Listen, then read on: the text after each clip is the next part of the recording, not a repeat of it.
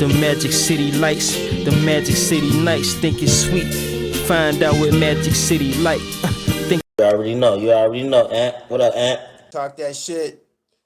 This is Aunt Mo. He don't know.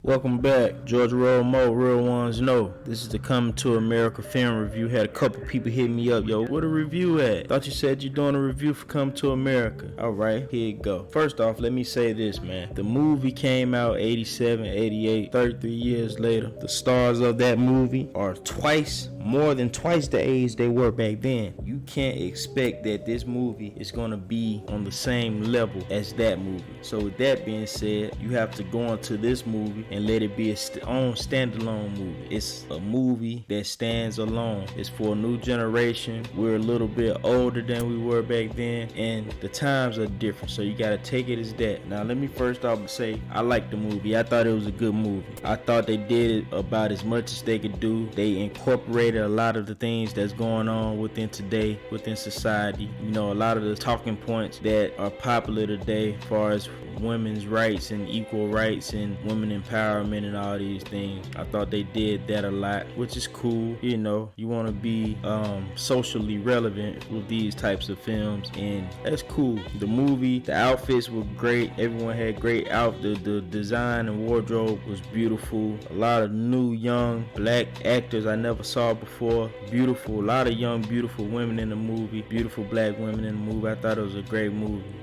For what I didn't go into it expecting it to be like the first Coming to America. I felt like, it's gonna be, a little bit watered down. They're gonna have some new people in it, and they'll probably be kind of over the top. I knew Eddie wasn't gonna be going crazy. Eddie hadn't went crazy in a movie unless he's dressed up as a different character. He doesn't go crazy in movies anymore. He's older. The social justice warriors are on his ass. Pause. A couple of years ago, they wanted to cancel him for some comedy specials he did, the classic comedy specials he did in the 80s. They talking about trying to cancel him for some of the language that he used in those. So if he brings out a movie in 2021 and he's edgy and does what we want Eddie Murphy to do, if he comes in raw, pause, delirious, then gonna get canceled. So he did the smart thing, played it safe, got a bunch of money, put a lot of new actors on like he's always done, new black actors, and he made a good film that I think he set it up to where they could possibly do a third Coming to America. Now let me get into some of the people that were in the movie that I like. First of all, he had Wesley Snipes. Wesley Snipes is a legend. Wesley Snipes doesn't get the credit he deserves. Wesley Snipes should be, when we speak about Denzel and Will Smith in our generation of the best actors, Wesley Snipes' name should be said also, if not first. Wesley Snipes, he was the top actor, the number one actor, especially number one black actor, the entire 90s, the entire decade of the 90s. There was no actor that was bigger than Wesley Snipes. Nobody had as many classic movies. Nobody sold as much as he did. I didn't do any research on it exactly. I'm just going off of memory and the movies that were timeless movies, good movies and classic movies from the decade of the 1990s. Nobody could touch him. He saved Marvel Comics with the movie Blade, with the two movies he did, the two Blade movies. It saved Marvel Comics. That alone has spun an entire franchise of them coming out every year with one of these superhero movies. So Wesley Snipes is number one strictly off of that. White Man Can't Jump, New Jack City, all the things he did with Spike Lee, Passenger 57, Transylvania, U.S. Marshals. He had a ton of and action films at that. He's done every level, every type of movie you could do from a lead actor perspective or a lead actor point of view. Comedy, which he's done the last two movies he did comedy, and he's pretty funny. He's showing that he's actually a very good comedic actor with Dolomite in this Coming to America too. He showed that he could do it all. He's done action, which he's one of the first guys actually doing real action films as far as black actors being able to star in real, that they would take and do real starring roles in action film. He's the lead male in a love story. I forgot about Sugar Hill. Gangster roles, Sugar Hill, Show and New Jack City, and White Man Can't Jump is comedy. He's done every type of role it is. Sci-fi with the Blade series. So Wesley Snipes is one of the GOATs, if not the GOAT. I would entertain a conversation with somebody that I would entertain and argue a conversation that he's better or has better movies than Will and Denzel. I may lose the argument or the conversation, but I would entertain an argument to say that he's number one. He did a great job, and I'm glad that Eddie has grabbed him for the last 2 films he did, because it seems like Hollywood is trying to blackball him and act like he's not out here. So I'm glad Eddie is, utilizing his resources, going to get these great black actors that are legends and legendary, and letting them come in and shine within his films.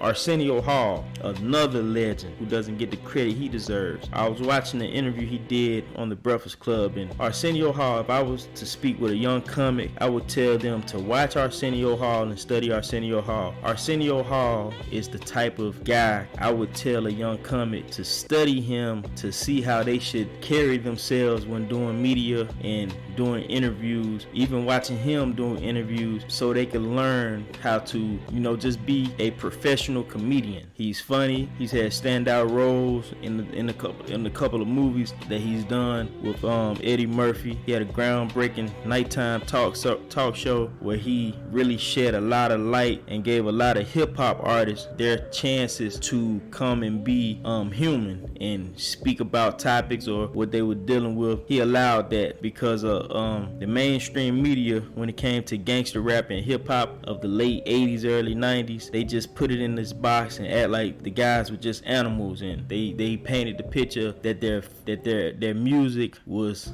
just some savage shit, like they were just discussing whatever's going on in the hood, quote unquote, as like we just some beasts and some barbaric people. But he had Tupac and Easy and Dr. Dre and Snoop and Ice Cube and all of these guys on the show, and they were able to come and speak, and we could see that these guys were intelligent and they had strong minds, and they were thoughtful, and they cared about things, and they cared about their community, they cared about their families and things of that nature. So nobody else gave hip-hop artists a platform like that had all those eyes on it on a public access mainstream level, except Arsenio. He was the first one to do it. Now you see all of these nighttime talk show hosts that they become a part of the media run for each of the big rappers. They even down to the trap rapper or whoever, they become a part of the media run, having them come on the show, perform, whatever. Arsenio Hall kicked the door open for that and set the stage and the tone and made that a thing and showed that these guys have huge value and America loves us, the world loves us. So Arsenio Hall should be celebrated and held high to a high standard just for that. Rick Ross was in the movie. This may have been his acting debut. He didn't have many parts. He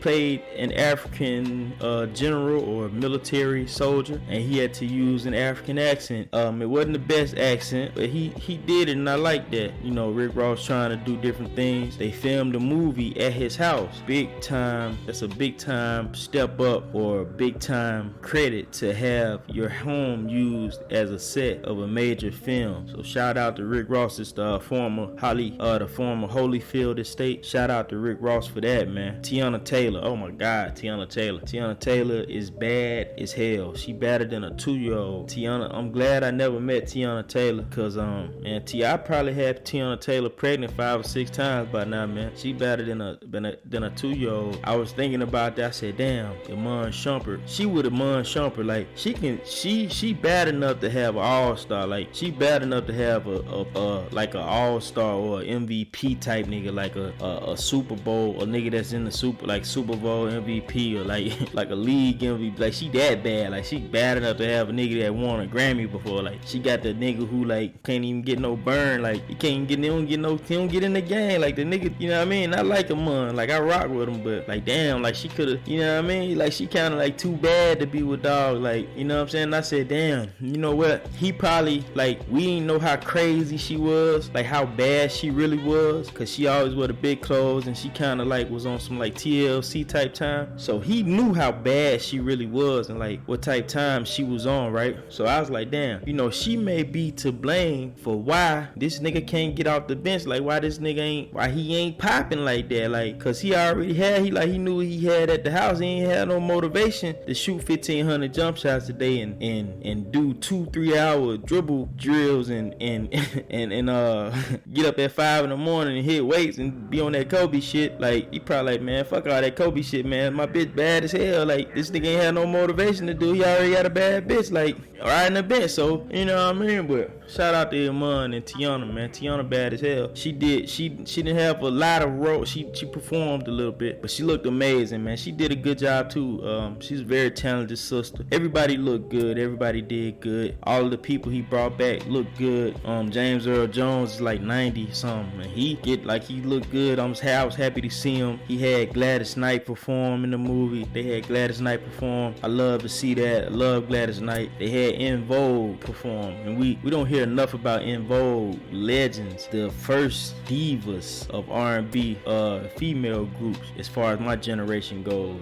They were huge in the 90s, and we don't really hear people really, you know, touching on that much or speaking about how great they were. Like they were like the truth. They performed in the movie. I was glad to see them. Everybody came back, looked good. Let's see. I like that they added the family reunion dynamic to the movie and the reception dynamic to the movie. How Black American culture, you know, those are big things, and it's a big thing in African culture. Black, as far as family reunion, so it's something that we share, and they showed how, you know, the dynamics of that, and you know, each one learning each other's culture to a certain degree and meshing it together, and you know how we come together and have so much love and enjoy each other. I like that aspect of the movie, and it was cool that, you know, I'm talking back to the movie now. It was cool that, you know, Prince Akeem, who turned to King Akeem, decided that he was going to leave he would leave the kingdom over to his daughter to be queen, which is cool. That was cool. You know, that was cool. It was cool that, you know, he found a son and he didn't know he had. That was kind of cool. You know, it was cool. I think that the writing could have been a little bit better. I think it was a couple of things that I saw that they could have did, but the way I looked at it, I compared it to Friday.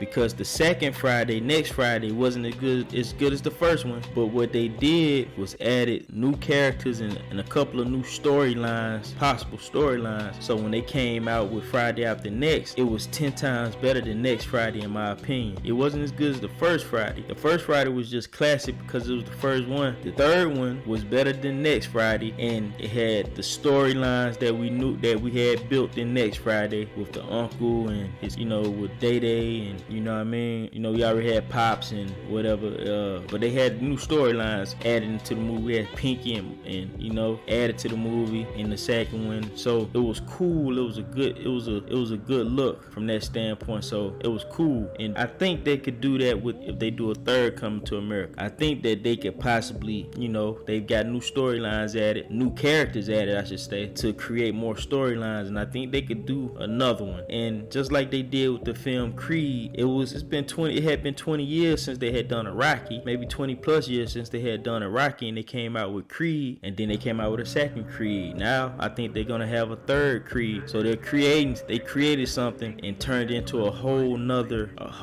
industry, or a whole nother film series. So I think that Coming to America could possibly do that if that's what they desire to do. I think, you know, you make that big change and add all these new characters. I think it makes a lot of sense to do, in my opinion. But you know, you never know with Hollywood. You know, they had the biggest opening weekend for a digital stream movie, so they set the record for that, which is a good look. I was happy to hear that. So with all that being said, man, what I would do, I would rank the movie a 3.5 out of 5, which is pretty good, which is decent. It's not great, it's not bad, but it's pretty good. It's a movie you can watch with your family. It's not too vulgar. I think it should age well within the decade. I'm not sure how it would be next decade, because it did add a lot of, it didn't go too crazy with the dynamics of society, but it did add a lot of things into it that's kind of relevant within today's times. So I think it could age pretty decent. You go back and look at it for just that movie and not try to compare it to Come to America, and I think it'll do pretty good. But with all that being said, man, once again, 3.5 out of 5, a pretty decent movie. Tiana Taylor, better than a 2-year-old. Wesley, Eddie, Arsenio, all legends. Everybody looked great. The movie was shot pretty good. It was great. They shot it at Tyler Perry Studios. I forgot about that. They kept it real black. They kept it on some real black